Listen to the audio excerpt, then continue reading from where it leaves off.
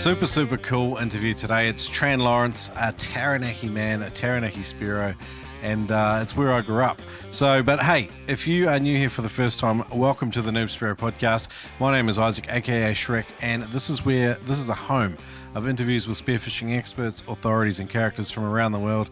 Today, it's Tran. He is a self-described, a soul who hears the ocean when she calls and listens when she sings, a photographer and a storyteller. He's a really cool dude, very experienced Spearo, and we get into a whole bunch of interesting topics. We talk about using your creativity, harnessing it to improve your own mental health. We talk about the personal toll of health issues and Tran's journey having a heart attack. We talk about how to hunt yellowtail kingfish in Taranaki. We talk about smoking fish in a DIY wine barrel smoker that he created himself. We talk about a grapefruit marinade, crispy skin, grilled gurnard. Tran's a very creative dude, very cool dude. He is a photographer and very good at it too. If you want to follow along with him, go to instagram.com/Tran, Tran.Lawrence, Lawrence. Really cool guy. You can also visit his blog at oceanprotagonist.com. I did a bit of research on this, and so we had a good chat today. So I hope you guys enjoy it. Just wanted to quickly send out a shout out to Linton Hayes. He had a great idea. He's a generous sort of fella, loves handing on equipment that he's no longer using to up-and-comers, and he had a great idea to basically, like, if people showed him proof that they had done Ted Hardy's free safety course at freedivingsafety.com, which is a whole bunch of basic safety information for people wanting to start spearfishing and starting to use some of the techniques that we use. It's a free course that Ted Hardy created, and he has had trouble getting Spearos to commit to doing this course, and it hasn't grabbed as many up-and-coming Spearos as it possibly should have. So check that out at freedivingsafety.com if you are new to spearing.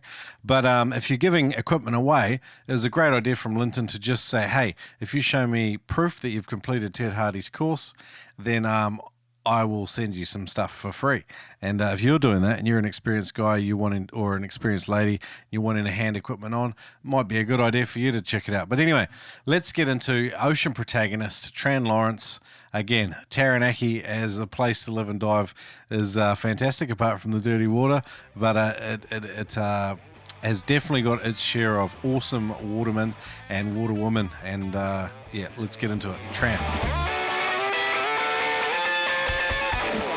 Adreno.com.au, the home of recipes, blogs, videos, equipment reviews, and an obnoxiously large range of spearfishing equipment for frothers like you. Not only that, but spearfishing trips and courses and trips that I sometimes get to go on. Check them out at adreno.com.au. It's a Spearo's best friend. Check them out, and if you want to buy gear, pump in the code Noob Spearo to save $20 on every purchase over $200. You can use that online, in-store. Use the code Noob Spearo, save some cash, and support the Noob Spearo podcast. Shop with adreno.com.au. In 2014, Neptonics combined forces with Spearfishing Solutions and relocated its headquarters to Tampa, Florida. They now sell to over 60 countries worldwide with brick-and-mortar stores in Florida, Santa Cruz, and Long Beach, California. Take advantage of the Noob10 discount code to save 10% on all orders. Shop with Neptonics.com. It's solid gear that works. Equipment you can rely on. Neptonics is the one-stop shop for all your spearfishing essentials. Free shipping on all orders over $99 in the USA. Use the code Noob10 to save 10% off your order as well. Visit Neptonics.com, save 10% with the code Noob10.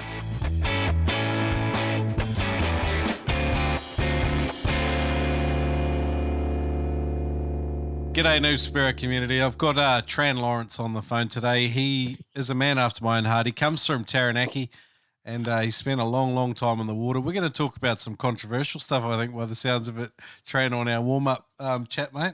Welcome. Yeah, hey, thanks.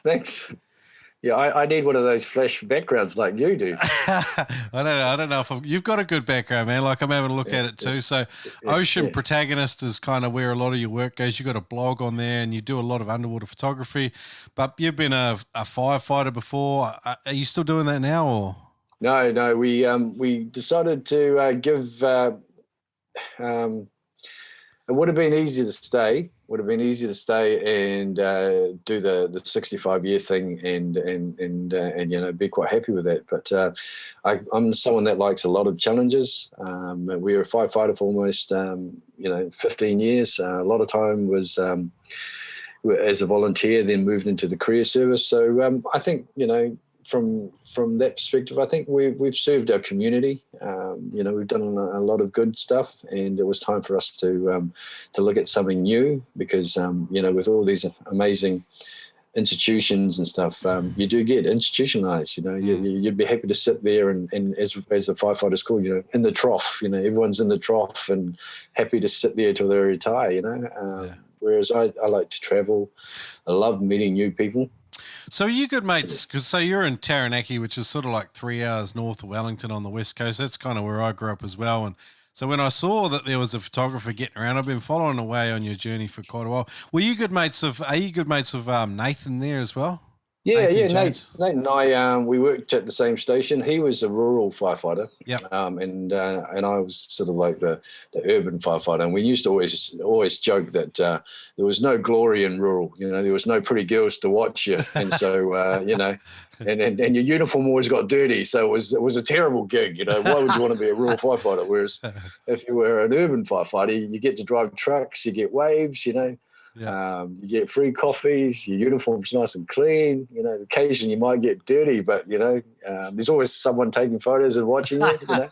Why the hell would you want to be a rural firefighter? So we've laughed about these things long and hard. Yeah. He flew over here because I'm in Brisbane.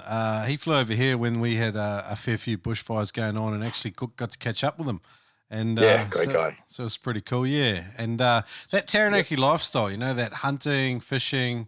Spearfishing lifestyle, it's still very much a part of the culture there. And I don't know, you'd have to say it's more of a rural lifestyle there in Taranaki in general. The big cities, New Plymouth with 60,000 people? Yeah, we're a provincial town on the edge of nowhere. You don't go through Taranaki, you come to Taranaki, Yeah. So, in that aspect, it escapes all the major tourist trails, from Auckland right down to Queenstown. But what it has going for it is... it's an amazing place, and as you know, when it's good, it's all on. It's amazing. But when it's crap, it's frickin' crap, I came back from the tropics one year and I swear there was cats and dogs flying across the screen because the weather was so bad. And I said to my wife, that's it, no more. We've got to spend the rest of our lives. The winter's over in the Pacific, So, but, having said that, we've been here for a long time now, So Tran, the name, is it Vietnamese? That's correct. Yep, Vietnamese. Yep, refugee background. We came from a long line of fishermen. That in itself is a pretty cool story. We might have to share over a beer one time. Yeah, 100%. I'm keen. Yeah. So you grew up in Taranaki. Did you go to school there? No, I didn't grow up here. I grew up over in Hawke's Bay. So Hawke's Bay boy. Down to Otago University, and then just worked around a lot. Bill and I had, we had kids really young and we weren't qualified, and we were, always on the back foot. And so we traveled a lot for work, and then, it was interesting. Our kids moved around a lot. So you're in your mid to late 40s now. What are you doing? Are you working full time with photography and stuff, or what's the story? No, I sort of, if you ask me what I'm doing, if you ask my wife what I'm doing, she tells me it's not a fucking hell of a lot. But if you ask me, I'm busy. Yes, I'm so busy, man. No, so somewhere along the line, a couple of years ago, after I left the fire service, I had a 5-way heart bypass. And so, they ended up, cutting my leg open, cutting my arms open to get veins, and then they cut me open and put 5 bypasses in. And wow. So that took me out for a long time. But because I was stubborn, the only thing I could lift was a cup of coffee and maybe my camera. So I sort of forced myself to get up every morning, grab my coffee and grab my camera and go for a walk and taught myself how to take photos properly. Yeah, wow. And so from there, along with our support of our amazing sponsors and the opportunities just came, thick and fast. So now we do product photography, underwater photography, just working with a big healthcare provider now. And then having that, we're sort of finishing off our skipper's ticket, and so we've been working offshore from commercial fishing right through to the petroleum industry off the coast here. Yep. So no, I mean, I was kind of worried after I left the fire service because it was an amazing job, and amazing lifestyle. But I was kind of worried. But then, when you open yourself up to the universe as such, opportunities, come flowing, and you just got to make the most of it. Mm. So you're a bit of a brand ambassador for Catch Fishing, Splash Dive, and Atlantis Dive. Is that have I got my information and up to date there? and also the New Zealand section of Rob Allen as well, which is bulletproof stuff. 100%. It's I'm not saying this because I am I love the gear. It's just that when we were on the yacht for months and months around Barrier and the top of the North Island and stuff, we come off out of the water, we put the gear on the deck, and then it stays there. It stays there, and it doesn't get washed, it doesn't get clean. As long as it stays out of the sun, I grab it the next time, and it just keeps working. And so someone who trials it like I do, it's good stuff. So I call it the Toyota of spearfishing. It's just like it is, and totally. Like obviously it undergoes rigorous testing, but they've just got something special out of the dive factory. I think, like arguably there's lots more equipment coming out around the market everywhere that's been impressive, but Rob Allen's consistently been at the cutting edge for a number of years. So solid gear. Like I said, we just throw it in the back of the camper or the yacht. And the next time I go looking for it, it's still there and it still works. And I'm like, man, that is amazing, Love it. So, yeah. So some of your photography, I mean, people can check it out on oceanprotagonist.com or go to Instagram and check out tran.lawrence. But you've been steadily, seems like, improving. You've also got a bit of a YouTube channel there as well. I'd love for you to tell me a little bit about that. So it's Oha Moana. Is that a sort of a takeaway of Aroha Moana or something? Yeah, it's interesting. We years ago we decided to purchase a yacht, and myself and my daughter were just going to sail around and do the fishing and diving thing. And so Splash Dive was, came along, and they were so happy to support us on that. And so they sponsored us. And so myself and my daughter, we did a lot of diving and whatnot off the yacht in a lot of places around New Zealand. But and so that's where the channel came from. And Oha Moana meant the love of the sea, both giving and receiving from the sea. And and then, but unfortunately with kids, they grow up and then they have to do the school thing and then the university thing. And so it sort of just fell way to the side. But I use it as like most people do that. I use it as a visual diary to look back and say, wow, man, that was such a cool time with the kids and the sailing and the fishing and stuff. So I certainly don't regret it. And when I see it pop up, I think, God, man, I remember that day. That was amazing, So So sailing around New Zealand must have been a challenge because New Zealand's suffers inclement weather a lot of the time, and we've got some rugged coastline there, particularly like the west coast of New Zealand there. Like it's pretty rough at times. And you got Cook Strait, I mean, all parts of it, like subject to massive winds and storms and stuff. Did you learn to sail in that part of the world? Like years ago, I would always step on a yacht. And I'd always get confused, people used to call the ropes sheets and sails, sheets and ropes and cleats. And, and you look around and go, what the hell? Why do you need so much, on a yacht? Yeah. And then I said to myself, no, I never want to step on a place where I didn't know what was going on. So I kind of taught myself to sail. And then I talked myself into a few trips across the Pacific. So, and then, and then word between the skippers got passed around that, hey, this guy wasn't a complete wacko. He's happy to learn.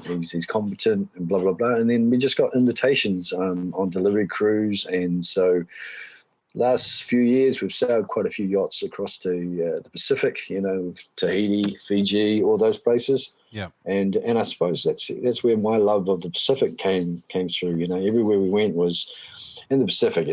Once you get out of the major towns, it starts at amazing and goes up from there. Every bay you go into is like, oh man, I can't believe this is better than the last bay. Yeah. When you look at the Hapai group over in Tonga, you look at Vavau, you look at the Yasawas in Fiji. I mean, it just goes on to amazing, And so, and that's where we just fell in love with the area. Fell in love with the people. Of course, the spearfishing and all those sort of things, and the way they really respect the fish. It wasn't. They really cherished the fish because it was a food supply. It was a genuine food supply. It wasn't like, oh, we'll come back to it later when it's nice and baked in the sun type thing. So spearfishing. I mean, where did that come from? Where did that start? So you're growing up there in Hawke's Bay, you said, wasn't it? Yeah. To be honest, it started quite late in life, and I kind of wished I had started earlier. When I was at high school, my mate's father used to go spearfishing off Whirinaki, and he used to catch. I used to see him shoot, 4 or 5 moki that were like 10 to 15 kilos hanging off his belt, and I thought, God, what kind of idiot does that? Why would you want to shoot a fish like that for? Yeah. And I was into fucking 10, 15 years later. I thought, man, I wish I'd started earlier. But like I said, we just started with the love of the ocean, really. And I think, sorry. So where did you start? Which did you jump into the beach with a mate, or I mean, what made you get in and finally bite the bullet? I think I kind of probably osmosis into it. Really, I can't remember when I first started. I can't remember what we did, but one of the things I do remember was just walking out to some of the rocks off Whirinaki there and picking up mussels at low tide and maybe sticking my head in, and then the old corrugated iron sheet on the fire. And I suppose it's pretty much. That's my earliest memories of actually in New Zealand of doing that. But like I said, we grew up in a refugee camp over in Malaysia, off the coast of Malaysia, on one of the islands there. And I spent my childhood, in and out of the water and all the lagoons and all those sort of things. So, yeah, I think we just kind of osmosis into it, really. Can you remember like a moment in your spearfishing where you sort of thought, yeah, this is me, this is for me?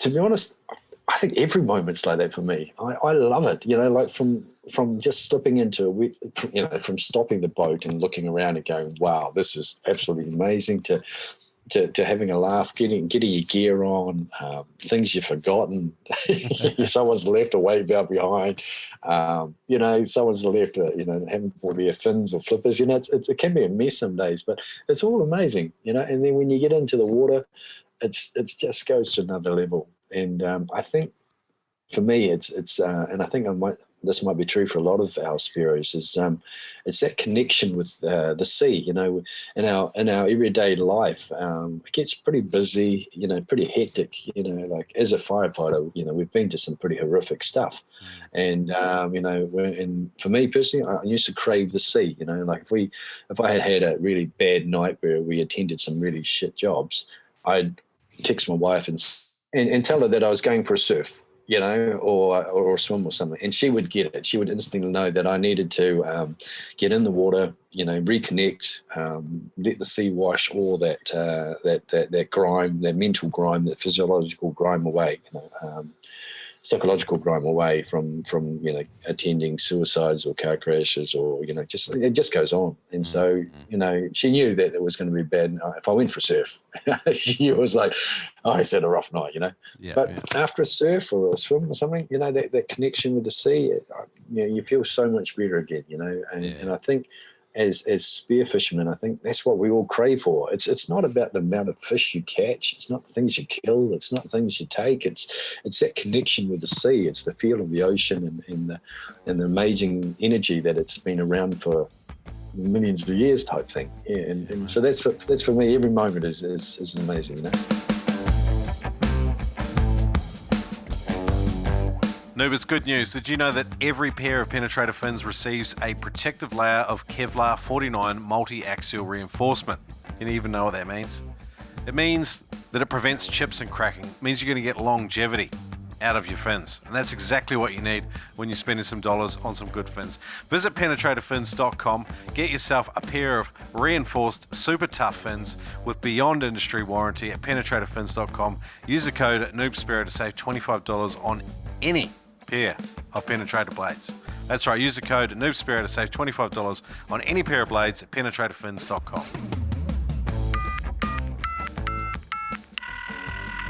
Shrek, dude, you're killing it on the Noob Spearo podcast. Every guest you get on froths on the spearing lifestyle, and the actionable info is off the chain. Over here at Spearing Magazine HQ, it's the same, buddy. So many Noobers are submitting their adventures, lessons learned, and pictures here at SpearingMagazine.com. I just wanted to say that Noobers can get an international subscription at SpearingMagazine.com. Also, they can check out our In the Face apparel or get a subscription to the greatest spearing magazine on the planet. That's all right here at SpearingMagazine.com. I am Jeremy Gamble, and man, I love the Noob Spearo podcast. This is Jeremy out. I just love a functional and simple spear gun that I can trust when I pull the trigger. Killshot spear guns utilize the finest of kiln-dried Burmese teak. Killshot spear guns also combine American-made parts and fine craftsmanship to bring you accurate, reliable, and simple spear guns that you can trust. Fish after fish. Get $30 off any Killshot spear gun at killshotspearguns.com. Yes and amen, Noober. That's $30 off American-made performance spear guns at killshotspearguns.com. I'm really sorry for this terrible accent. Brought to you by Ed Martin at killshotspearguns.com.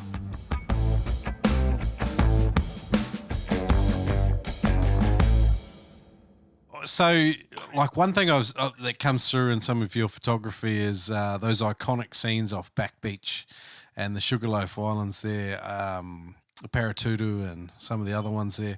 You're homesick, mate. Yeah, I do. I do get a bit homesick when I look at some of your photos. I'm like, it's such a beautiful place. Like, and I mean, when you get ocean conditions that are nice, which isn't all the time off Taranaki, let's be honest, it's a special experience. Like, diving some of the reefs off Parterre in particular, like just beautiful reefs.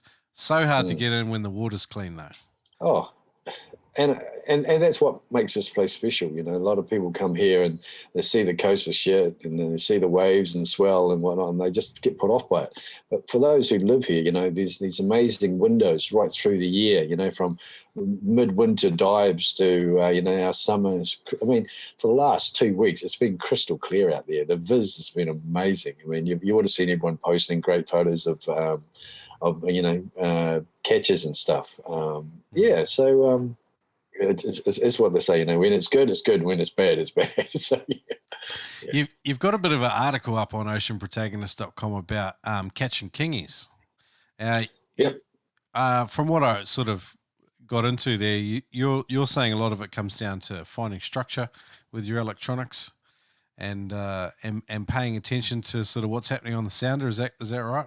Oh, yes, yep. And you know, like I said, combining what you see on the sounder with the ability to go down for a dive and then comparing the two, it gives you a greater depth of knowledge. I mean, you look at the sounder and you think, oh, what the hell is that? But then when you jump over and swim down, you think, yep, that's a 5 meter pinnacle with a ledge. So that's what it looks like on my sounder. So next time I see something like that, I can safely, you know, assume that it's going to be a pinnacle with a, you know, ledge, blah, blah, blah. And you get down there and you look around and then there's kingies swimming around. You're like, jackpot, you know. It's and then of course you mark it, and then you know, you know, it's like, I suppose, just honing your trade, really. You know, just getting used to the equipment and making the most out of it. Yeah. Sometimes with fishing, spearfishing, gathering seafood or kaimoana there, like wherever you are in different parts of the world, sometimes people seem to be overtaken by almost like a scarcity mindset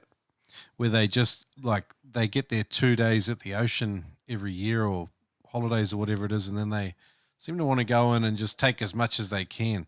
Like, have you seen that? I mean, can you speak to that sort of situation? It is a really interesting debate. Well, it's a big issue at the moment because, you know, like, Taranaki are so, the people from Taranaki are so proud of this region. It's incredible. Everywhere I go, if you're from Taranaki, it's like, hey, bro, oh, yeah, blah, blah, blah. And you start instant. It's instant. It's like, whereas if, you go away and you talk to someone, they go, oh, where you from? I'm from Auckland. Oh, okay. All right. Yeah, you Oh sort of no, move away and it's a Jaffa. talk to someone else, yeah. So, they're so proud of this region. And of course, when they see out of towners and foreigners come in busloads and walk along the foreshore, and pick up a lot of stuff, of course they're going to get really upset. But we're kind of, it's really controversial at the moment, and I kind of see both sides of it. Like the people that are here at the moment aren't tourists. They actually live here, and some of them are probably dating back to the gold mining generation. So they're here. They've been here for a long time, but just because they look different, we instantly assume that they're foreigners. And that gets the people very upset. And of course, different cultures. Not a lot of people here eat periwinkles and cat's eyes and the little stuff, because we sort of tend to take the pawas and kinners and crayfish and all those sort of things, and then we post these amazing pictures on Instagram and social media. So, and so everyone sees, if these jokers down in Taranaki are having it this good, why can't we have some, Yeah. And so, we the social media sort of, could you blame them? Like if for example, could you blame them? I mean, if we posted, beautiful crayfish pics, every day, someone's going to go, hey, we should come to Taranaki, or sorry, Taranaki, and so it is really hard at the moment. And of course, the local tangata whenua are really upset because they see busloads of people come up and take buckets and buckets.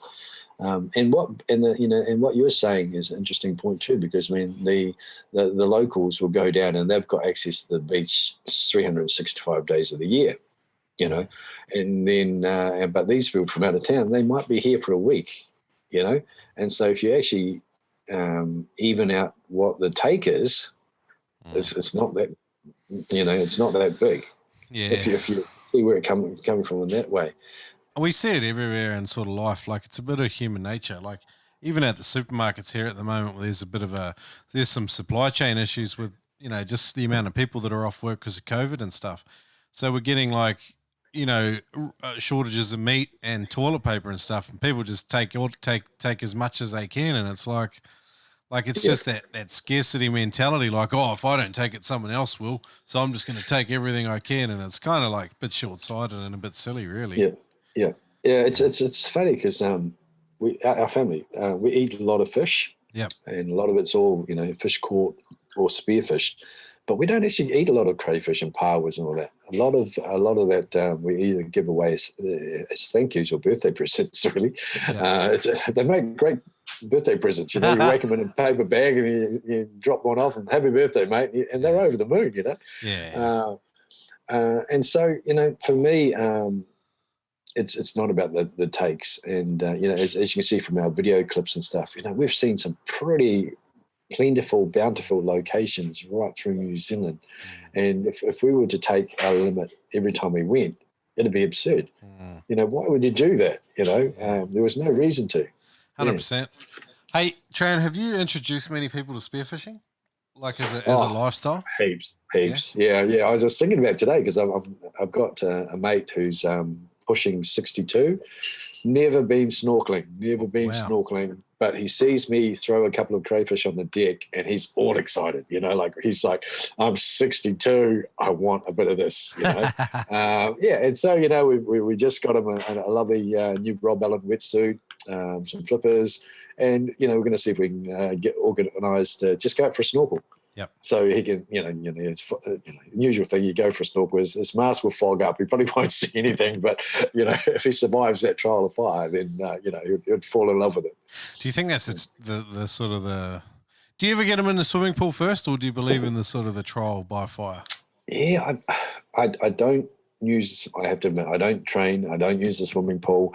We just choose beautiful, flat, calm days and a really sheltered base. Like having kids, we realized our mistake years ago that, you can't push kids into doing a lot of stuff. You have to go really slowly. And, I think our oldest is still traumatized from all the caving and abseiling and rock climbing and diving that we used to do.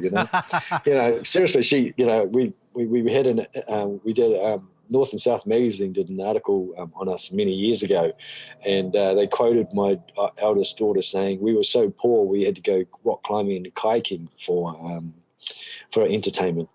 We were that poor. We were that poor family that had to go kayaking and rock climbing.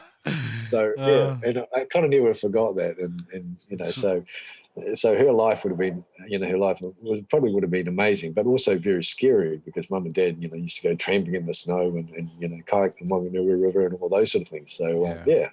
I remember like growing up in Taranaki, and my dad would be like, "All right, we're going to go climb the mountain on Saturday. Are you coming?" And I was always like, "No, I don't want to do that. That's boring." Yeah. And nowadays I look back at it and I go, what the hell was wrong with me? Like some of the totally such good experiences, like right on your back doorstep, this, and you're not the only one. Like there'll be hundreds, if not thousands, of people who live here every day, and it would have never been on that mountain, So So when you're taking these people out and they're out on these trial by fires, what sort of like when you take your mate out, how are you going to sort of coach them through it, help them through it? Well, first of all, don't give them a weight belt. That's the worst thing you can do. Just like I said, I think when you first take them out, it's about installing that passion. It's about getting, it's about installing the passion and just having such a great experience. There's nothing worse than going out and having a shite experience. It just puts you off for life. So it's just a matter of floating around, introduce the fish, talk about kelp, maybe pick up a few things to show people, and I think and leave it at that. Don't do the 3-4 hours in the water hardcore stuff because no beginner is going to really want that. So but yeah, it's about installing the passion, and then after that, I think for me personally, it's about installing the respect for the ocean. Never take more than you need, all those sort of things. And I think if we did that, the education would flow right through.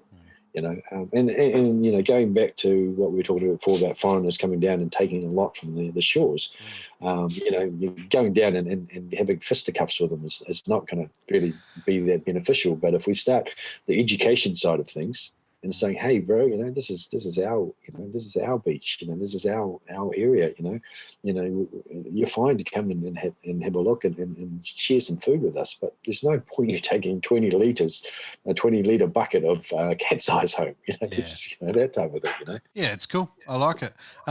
For you, like, what's a favourite species to hunt these days? Do you still go out and target anything deliberately? And not really, that's the thing is, years ago we used to, because we found out where the kingfish were. So every day, every chance we got was like, go get a kingfish. And then after a while, I was like, you know what?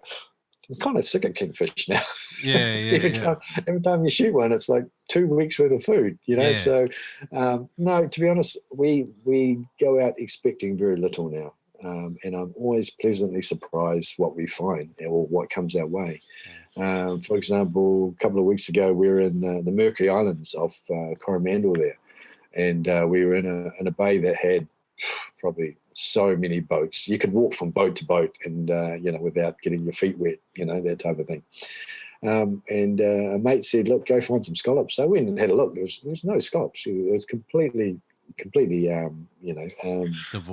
devoid of that sort of thing. But I thought I'll go and have a look around the points. And I went around and had a look around the points. And I almost fell over when I saw about maybe 80 to 120 crayfish. Wow. And I was like, this is ridiculous. This is one of the busiest places I've ever seen. And here we've still got, crayfish. And so I did a lot of filming, and some of them were amazing. Some of them were like the crayfish are only maybe 4 or 5 centimeters long. But there were hundreds of them. And, That's awesome.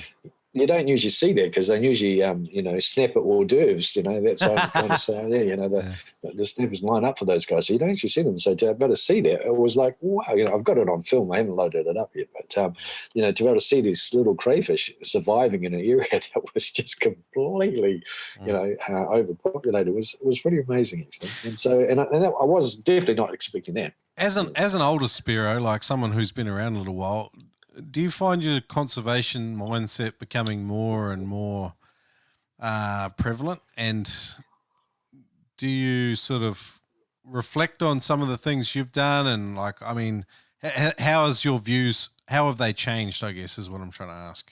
That's a bloody good question because I think, we need to ask ourselves that every few weeks because, as I said here, we don't do this for food anymore. If you, our food supply is guaranteed. If you're hungry, you've got chips, baked beans, toast, bread. For $1, you can have a loaf of bread. Whereas when you actually think about it, why would you spend 50, $60 on a mask, flippers and fins and go find something if you're lucky? So, when you look at it, and another one is why would you spend 50, 60,000 on a boat just to go out and shoot a fish? It doesn't make sense, Whereas now it's not about the things that you take. It's about that connection with the ocean, And so, definitely, and I think that the sooner we come to the realization that it's that connection that we crave, then the takes will go down. The amount we take will go down, but the mental enjoyment and the beauty of it will go up. So it's a different type of enjoyment.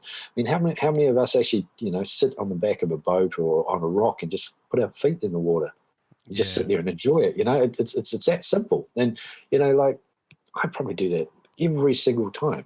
And I sit there and just think, man, I'm the luckiest guy alive because I'm about to get in the water, and we forget how amazing that, that mental peace, that mental health is for us. Yeah. I'm not sure if that makes sense. I probably got a bit too far there, but that's from my perspective. I think that's gold for me. I mean, that's worth more than anything I take out of the sea.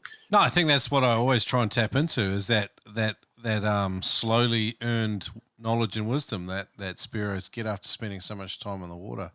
And you've learned a number of lessons though. I really like how that Kiwi ingenuity, I guess. The wine barrel smoker video, I want to watch that the other day because I've recently taken to smoking fish and I really loved your super cheap adaptation on an old wine barrel and turning it into a smoker.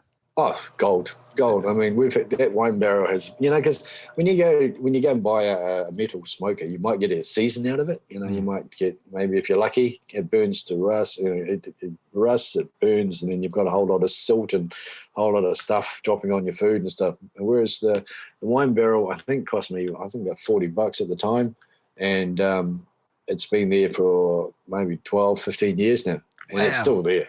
It's still there, and you can cold smoke. Or you can hot smoke, if you want a quick, dirty hot smoke, crank up the heat, walk away for 15 minutes, come back, it's all done. But if you want a long, slow smoke, turn the heat right down and then just keep an eye on it for the next, 6-7 hours. So, it's good, yeah. So that's how you define the difference between a hot and a cold smoke is just purely on how much temp you're putting into your barrel. Yeah, and the duration. Yeah. The duration, yeah. Like some, and I've got a mate who, for example, for some reason, he loves smoking Marcos. Yeah. And so every time we go fishing, it's like, let's go catch a Marco. And I'm like, man, I'm not catching a Marco. If a Marco comes on this boat, we're all going to be jumping out of the boat, Well, I think Marco sharks in New Zealand are a lot more prevalent than they are in other parts of the world. But would you still say that they are abundant? Not really, to be honest. I mean, the last couple of years we've seen so many sharks now, and I'm not sure. It depends on which side of the fence you talk on. You maybe you could say it's greenhouse gases and all those sort of things, or it could be the way that we're disposing our waste. It could be food shortage. It could be any numerous things. But for the last few years, we've managed to capture some amazing footage of bronze whalers and Marcos and blues and stuff, and we see them more and more now. So, I dived in New Plymouth for many years, never saw a bronzy. until 2 summers ago when I shot a kingfish, and a bronzy came up and just split in half, and I was like, that is rude. You're meant to be on the east coast and blue, clean water on the other side of the island. What are you doing here? Yeah. So yeah, definitely see a lot more now. I mean, if you look at on some of the Taranaki community fishing pages, they've been filming big marcos swimming off South Taranaki. So there's certainly a lot more of them. How or why or what, I don't know. I remember years and years ago when I lived there, and they got a big great white in the Patea River, and it swam up there and spent a couple of days up there, and people were just buzzing out trying to go down and have a look at it. So, wow. Yeah. Crazy. I think eventually it got out of there again, but I still remember that from when I was a bit younger.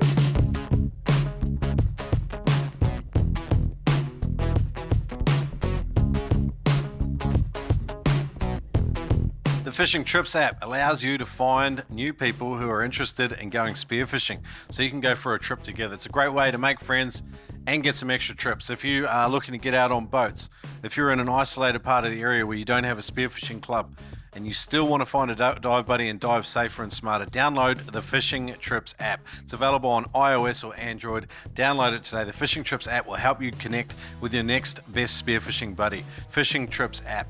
Download on iOS or Android today. In the world of freedive spearfishing, there's no magic breathing technique that's all of a sudden going to get you down and shoot massive fish at depth and holding big bottom times, but there is a way to do it safer and smarter, take down more fuel to maximize the time that you have there. Learn at noobspearo.com/TED with Ted Hardy from Immersion Freediving. If you take down more fuel, you can stay for longer. Learning to take a bigger breath is not such a big deal. Ted breaks it down for you with a free online course at noobspearo.com/TED. Take down 20 to 30% more air just by learning how to take a full breath. Again, learn how to do it free at noobspearo.com/TED. Great news, guys. Adam Stern has made his freedivingfamily.com courses available at a discount for the Noob Spearo community. If you get on freedivingfamily.com, use the code Spearo, you'll get 20% off any course. There's a bunch of sick courses on there. There's an equalizing stage 1, there's an equalizing advanced techniques video there. They're 2 of my absolute favorites. If you have any problems with equalizing, go to freedivingfamily.com, get Adam's course and use the code Spearo to get 20% off any course. Check it out at freedivingfamily.com.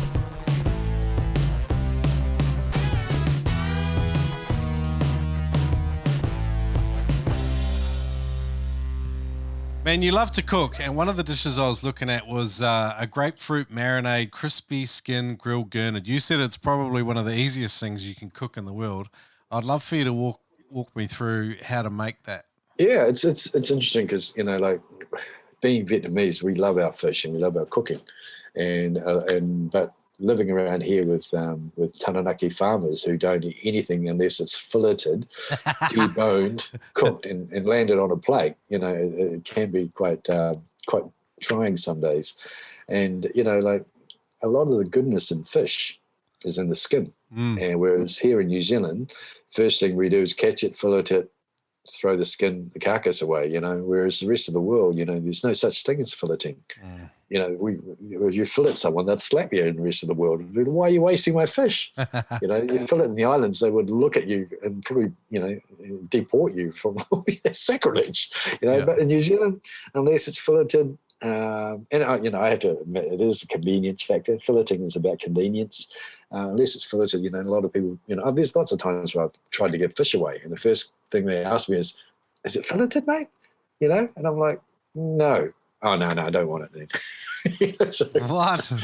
Yeah, it's like, you're really serious, So, yeah, that's what we like to, is you fillet the gurnard, and I always feel bad and terrible filleting a gurnard because there's so much waste. It's like you get a gurnard, you whip 2 fillets off, and you look at what you're throwing away, and it's like, man, that's wrong. And then, but if you do, just give the gurnard sides a quick scale, because they've got tiny little scales and a little bit of slime. Give them a quick rub with a knife.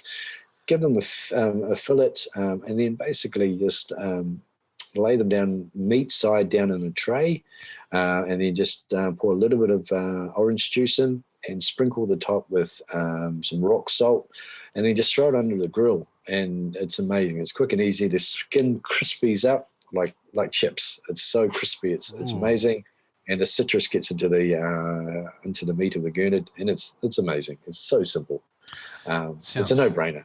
Yeah. Sounds yum, and it's just a novel and different way to eat, like kind of a version on a cured fish, I guess. But yeah, that sounds interesting. So you can use grapefruit or orange. Yep. Just any citrus in there.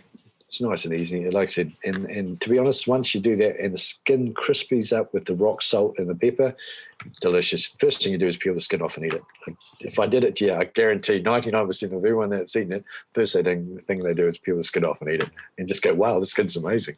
So it reminds me of that dish in the tropics, when they catch a coral trout, they take the skin off and then they slice it into strips and then they deep fry the skin and they use it as like bear nibbles. Yep, yum. Yeah, delicious. It's like, hey, this, no waste. It's fantastic. Yeah.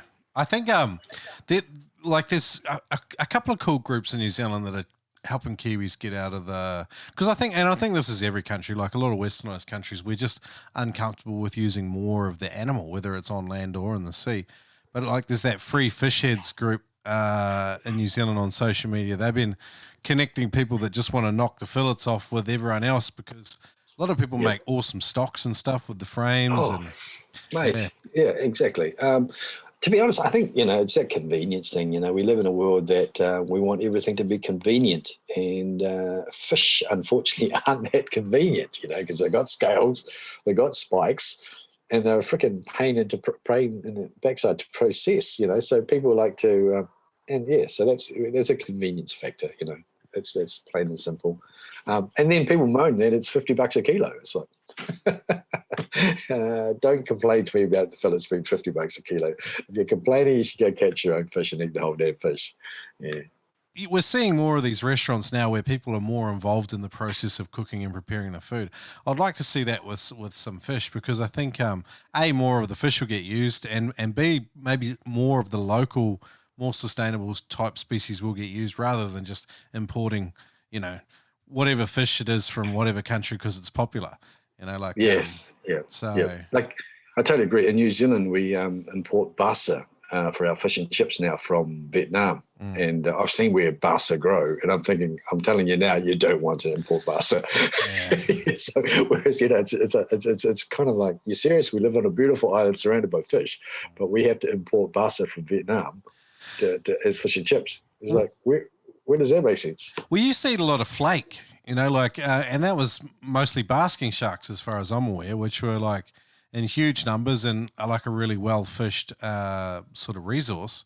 Now, I don't think there's any demand from it due to the way sharks are perceived as potential food source.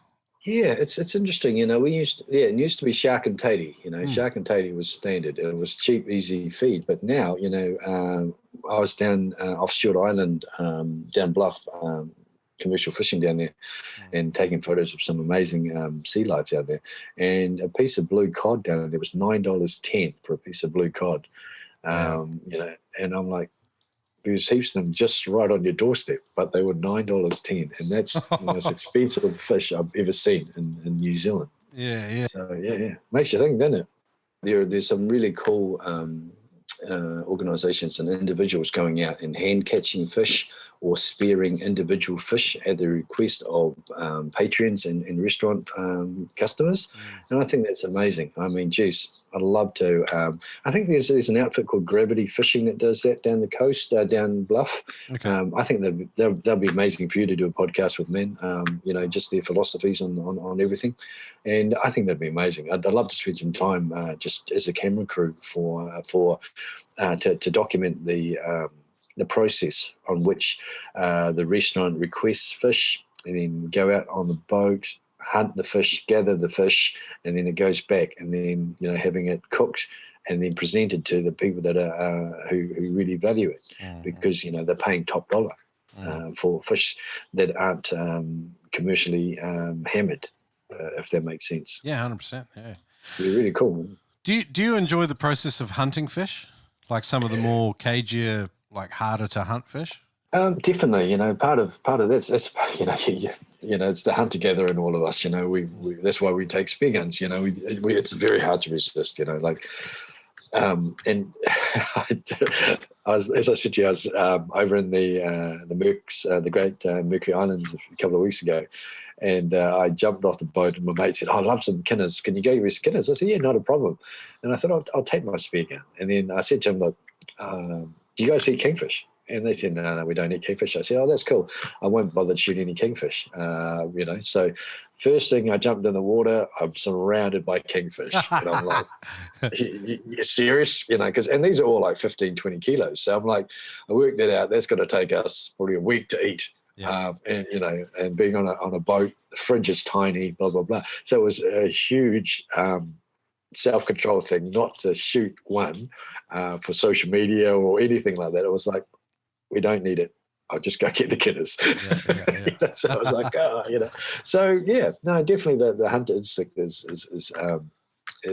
there. Like setting a burley and watching the snapper come in and picking off a lovely big snapper. Like it's amazing. It's yeah. What was the last? What was the last memorable snapper you shot? I remember a lot of the snappers swimming past. I remember scaring a lot of big snapper. I think it was out Great Barrier Island there. Yeah, out in Barrier, there's so many of them, and out there it's amazing because they sit in the weeds. Like you'll see a big beautiful weed bed, swaying in the current, and then you'll see a hole or a gap in the weed. And a lot of the time, that's where the snapper are sitting there waiting for something to swim past, and they dart out and smash it. And I distinctly remember one time I was spearfishing with a mate, and I said to him, "Oh, there's a hole there. I'll go and have a look there. Maybe some pails or crays in it." So I put my spear gun on top of the rock, dove down, and I dove down there, and I shit you not, there was, my friend can attest this because he's sort of smoking the tails out of there. I dove down, and there's 8 sets of eyes looking at me, and each one of those fish would have been 20 to 25 pound snapper. They were massive. It was a super awkward moment where it was like, I'm staring at them, they're staring at me, I'm inching back trying to get my spear gun, they're figuring out what they're going to do, and next minute one takes off, next one takes off, next one takes off, and I'm like, and then, I swimming back to get my gun and running out of there and coming up to my mate. And so I said, "Did you see that? Did you see that?" And we both looked down, and this monster snapper just comes out of the hole that we're in and just cruises past us. Like, you know what? Yeah. So, ever since then, I always look for the little breaks in the weed beds and always look for little holes, and because I know that there's always going to be something hiding in there. Yep. They're going to just wait for an opportunity to snake out and get something. So always looking. Yeah. Your connection with the ocean, I mean, we kind of alluded to it earlier. One of the other things that I read about in your blog was creativity and being an outlet towards healing and staying positive and things like that. Speak to that and how that ties in with your photography. I mean, and then I'd love to hear a little bit about your journey to learning how to do underwater photography. It's super interesting, that creativity one, because I think, we're all creative. We just haven't found it. A lot of people say, "Oh, I'm not creative at all." But then I see them do something absolutely amazing. And I'm thinking the way you look at creativity may be different from what you think it is. Because, when you think about it, when you're a kid, you've got a box of crayons and some pen and pencils. Do you worry about Instagram likes? Do you worry about anyone else, what they think? Do you compare yourself with, Da Vinci or anybody else? No, you just get in there and you just draw, and it could be anything, and whether you draw, paint, sketch, dance, sing, you do it naturally as kids. And then as you get older, life starts hitting you in the head, and you start comparing yourself, and you start seeing these Instagrammers who've got 20 million followers because they can do something amazing, and then that sort of knocks the confidence back, and then your creativity gets knocked further and further back, and then one day you just don't do anything at all. And so and what I was trying to get through in that little blog was start with something you used to love doing. whether it was sketching, charcoal, pastels, paint, just start, because once you start, you may rekindle that creativity again. And creativity comes in so many forms. It may be, I've got a friend who's meticulous spear fisherman, and his creativity is designing better equipment, stowing, stacking, traveling. His life is spearfishing, and so his creativity goes all into that. From the way he ties his floppers back, so when the floppers hit, they always hit, and it opens, and all those sort of things. So, and then as I said, everyone is creative. It's just a matter of us losing that fear of judgment, and just doing it. And it's amazing. Yeah. Does it get harder as you get older? Oh yeah, to be honest, one of my worst fears is actually as I get older, my world grows smaller, because I see a lot of people, as they get older, the world gets very narrow and gets very small, and it's something I said to myself, I never want to be like that, and that's how I felt my world with as a firefighter was. I was like, I'm driving trucks. We've attended so many crazy calls, all those sort of things. And I said, well, is this me for the next 15, 20 years? Because, we had this amazing opportunity outside the fire service to go fishing and diving and all those sort of things. And so, I think it's something maybe, it's along the same question of what you asked before about, how do we see ourselves as we get older, with our conservation towards the sea and the environment. I think we also need to see ourselves as where we are in the world as well. Am I happy with being this for the next 40, 50 years? Or would I like to do something that's kind of cool, or follow a passion, or follow a bit of creativity? As you're talking, I'm sort of thinking like there's a biological urge towards safety and security. And I think as you get older, it's considered more and more, I guess, correct to honor that instinct and to, secure yourself a decent financial future and all that sort of stuff, and stability, security for your family. But then I think it pushes out some of these other urges that we have, like to be creative, to explore new ideas and ways of doing things, and to, like you say, to even just be able to sit there objectively and consider what your take is on the world and your impact on it. Questions you need to ask yourself, we do get really busy. Everybody gets busy with, bills, mortgages, kids, wife, all those sort of things, and you're right, because, like we're renting our house out. We're doing up a camper, and then we're going to take off for 6 months. And, for us, that's it's a stage in life. But for a lot of people, they think we're mad. They're like, why the hell would you do that? You guys got a nice house, in a lovely area. Why would you do that? And I kind of think to myself, well, we would like to do that, and and the other question is, why not? Yeah. With everything going on with your COVIDs and everything else, it's like, are you going to lock yourself up in your house for the rest of your life, or you're actually just going to go and enjoy it? Have you ever read The 4-Hour Workweek by Tim Ferriss?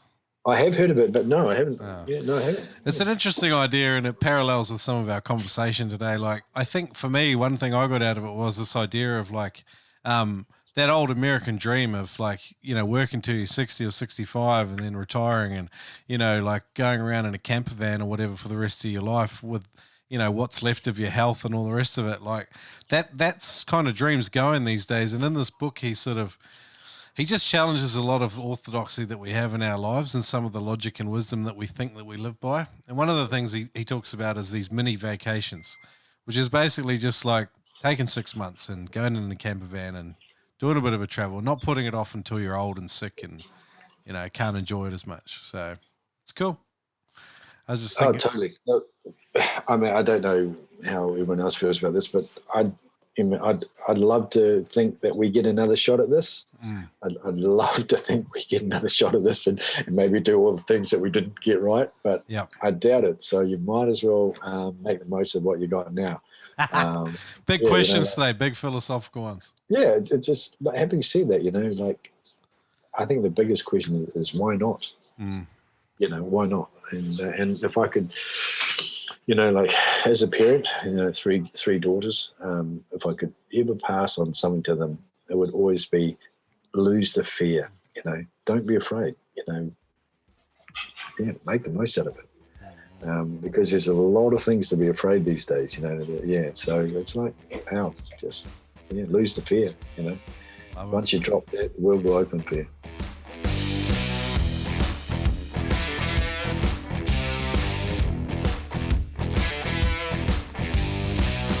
Got a sweet deal for you today, guys. Go to freedivingfamily.com and learn from Adam Stern and a select team of experts on different disciplines. There's Frenzel, Advanced Frenzel and Hands-Free Equalization, Mouthful, Deep Frenzel Equalization, Bifitting Essentials. These are courses that will give you the 1% that will allow you to improve. Use the code Spearo to get 20% off any course at freedivingfamily.com. Again, that's the code Spearo to get 20% off at freedivingfamily.com. Thanks, Adam and team. Love it. Kill fish with precision and power, sending shafts from a stable platform with Killshot spear guns. Made in the Florida Keys by Ed Martin, you're buying American-made, dependable spear guns. Get $30 off any Killshot spear gun at killshotspearguns.com. Yes and amen, Noob. That's $30 off American-made performance spear guns at killshotspearguns.com. It says if they're in the shop or on the phone, they can cash in by saying, "Crikey, mate," or the Noob Spearo podcast sent me. Check them out at killshotspearguns.com, based in the Florida Keys. Salt and water make for a deadly combination when it comes to dive gear. That's why you need to visit oldmanblue.com.au. They use the finest in materials and they make stuff to last. They use 316 marine grade stainless steel in their loops, and they source their materials and make their own stuff right there in Western Australia. Catch bags, cray loops and more. Visit oldmanblue.com.au. Check it out.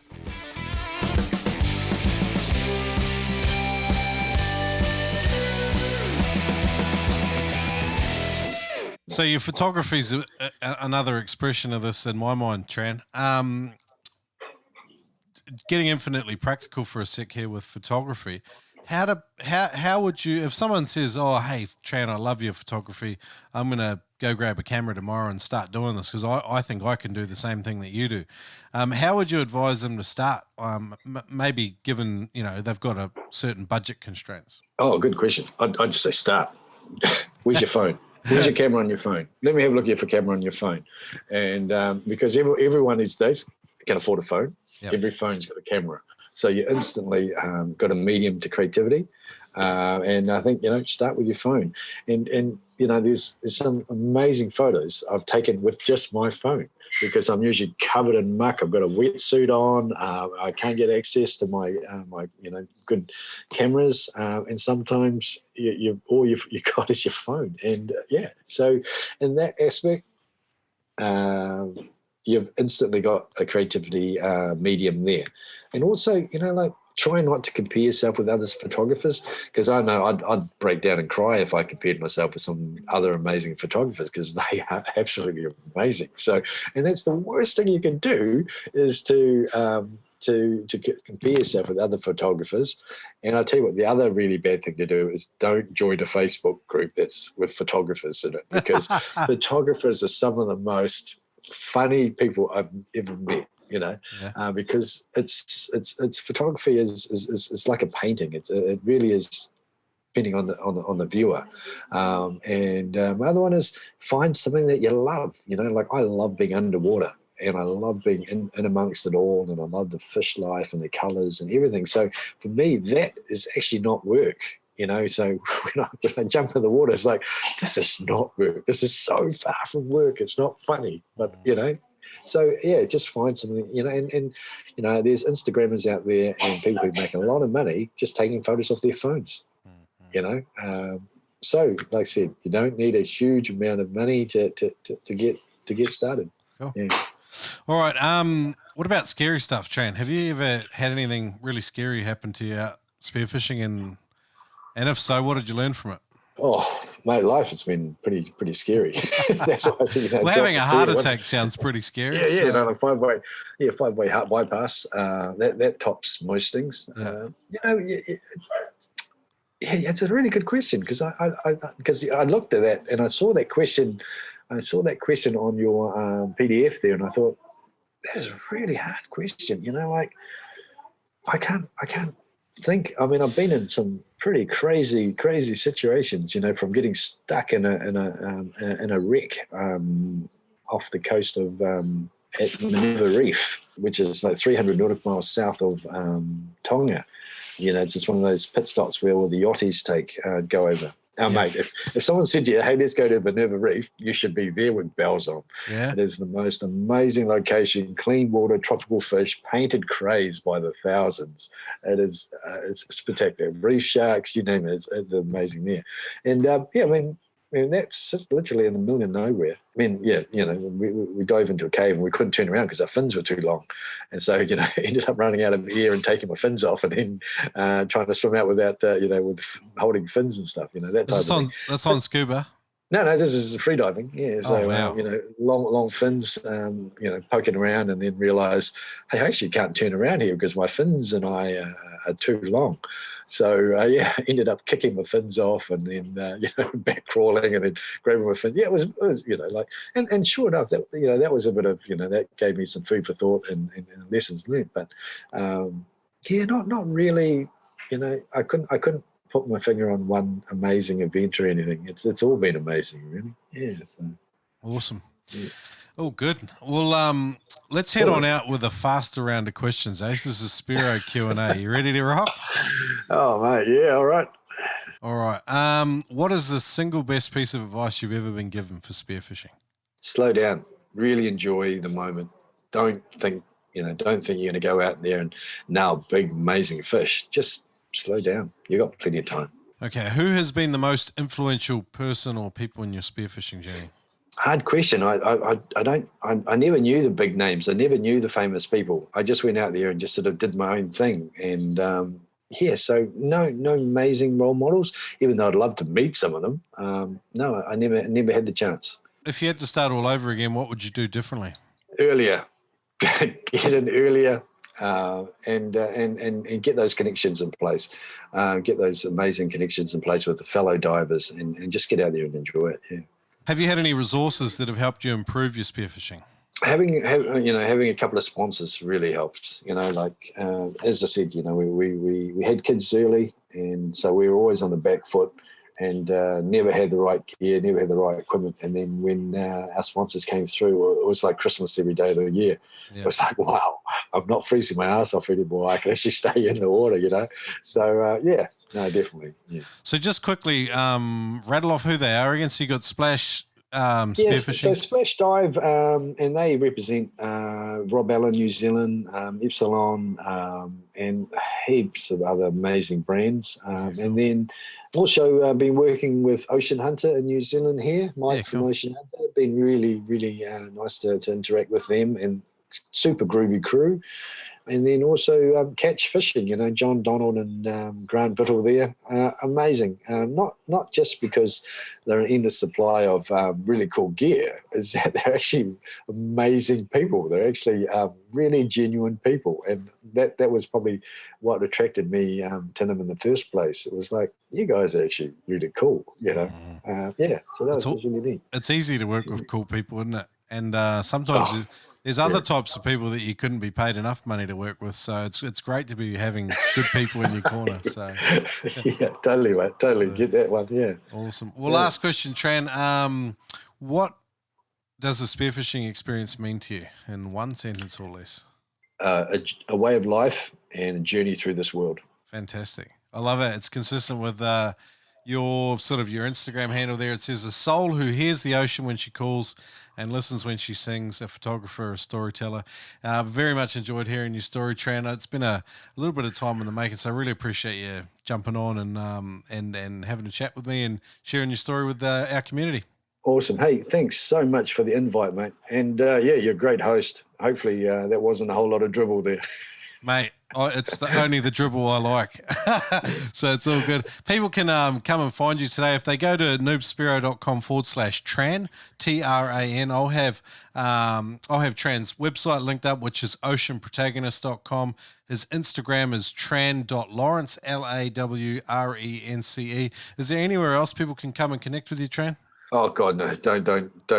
That's enough social media. My final word of advice: put your phone down, pick up your flippers, and go get in the water. On that note, mate, we're going to have to end it there. That was beautiful. Thank you very much. Awesome, mate.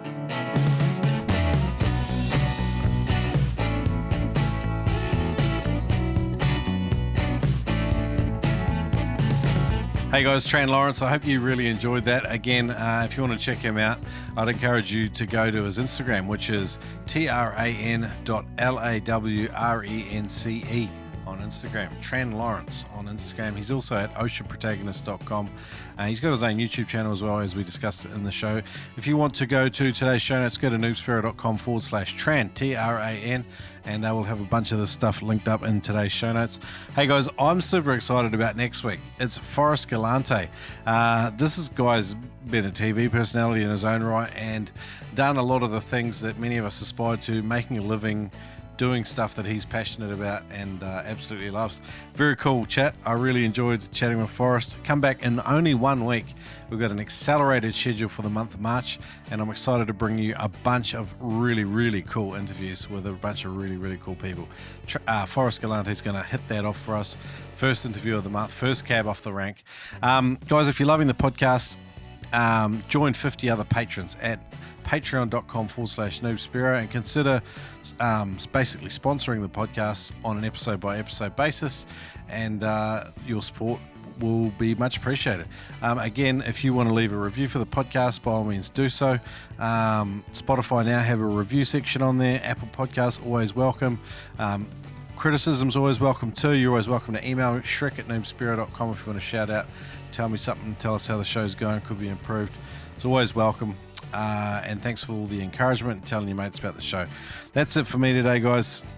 Over and out. Boom. Today's episode was an absolute banger, and so is our major sponsor, Adreno. Visit them at adreno.com.au. They have a huge range of equipment. You can find it at adreno.com.au. Use the code NoobSpearo at checkout. When you shop online, you can save $20 on every purchase over $200. You can even use that code in-store at some of their huge mega stores Australia-wide. Price beat guarantee on any Australian spearfishing equipment price. Again, visit them at adreno.com.au. Use the code NoobSpearo.